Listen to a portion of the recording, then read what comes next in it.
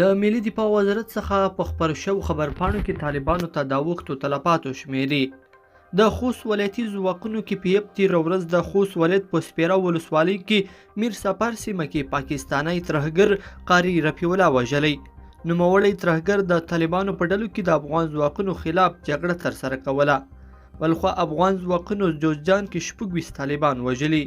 افغان ځواکونو د جوزجان سرپور پر لویه لار افغان تپه سیمه کې پر طالبانو هوایي برید ترسره کړی چې په پایله کې 26 تنه وژلي او 8 نور ټپیان کړي دي. شاهین قلی اردو څخه په خپره شوې خبرپاڼه کې راغلي چې یادو بریدونو کې د طالبانو یو شمېر وسلې او مهمات هم له منځه تللي دي. بلخوا افغان ځواکونو کندهار کې هم 18 طالبان وژلي. افغان ځواکونو د کندهار ولایت په مرکز ژیړۍ او ارغنداب ولسوالۍ کې پر طالبانو عملیات ترسره کړي چې په پایله کې 18 تنه وژلي او 8 نور ټپیان کړي دي. ملي دفاع وزارت وایي چې په دغو عملیاتو کې د طالبانو یو شمېر وسلې او مهمات له منځه وړل شوي دي.